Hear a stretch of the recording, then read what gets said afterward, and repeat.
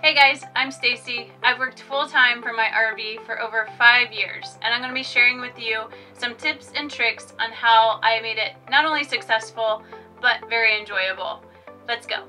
First and foremost, you need an RV. Hopefully, before you purchase your RV, or if you're in those steps navigating buying an RV, you take into consideration the idea that you will be working from it. The next step is navigating and figuring out where your designated workspace will be. It's important to have this so that you can establish those boundaries and know that when you're in that space, you're in your working mindset.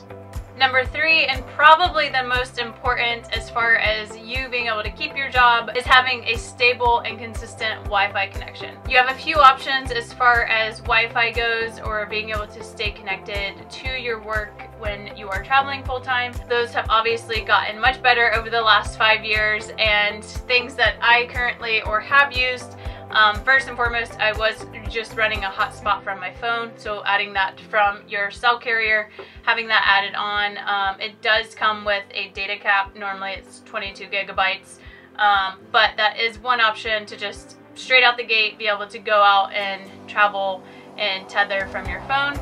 Another option is similar in the sense that it's just a hotspot that's designated for your SIM card to allow tethering. Another option you have, and which I find to be the best choice now, which is Starlink.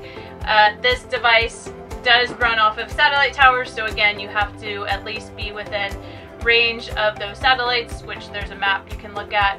It does give you more availability as far as boondocking and being off the grid. The one downside to this is that it does run off battery power, so you do need the router plugged in order to power it and pull the signal. Fourth option, which is something I would always use as a backup, is just being able to drive to a public library or public establishment, whether that's McDonald's, Starbucks, or a local coffee shop, and going and using Wi-Fi there. The fourth tip I have for you is to establish a routine. And I found this very important and have made it a priority even when I was working remotely in a sticks and bricks. The thing with traveling in an RV is that your environment, everything is pretty much constantly changing. So at least having one thing that stays consistent and gets you up and out of bed and creates that habit of this is what's starting my day is super important. Lastly, the thing that is probably the most important and gets overlooked very easily when you work from home is establishing working hours.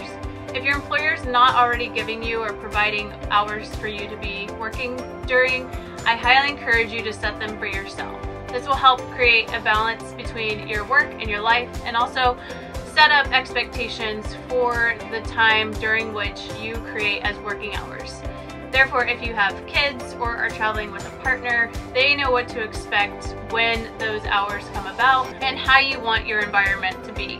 And my last tip, which is just a bonus tip, is to truly enjoy it. It's honestly such a privilege to be able to work remotely and travel at the same time and get to be wherever you want to be.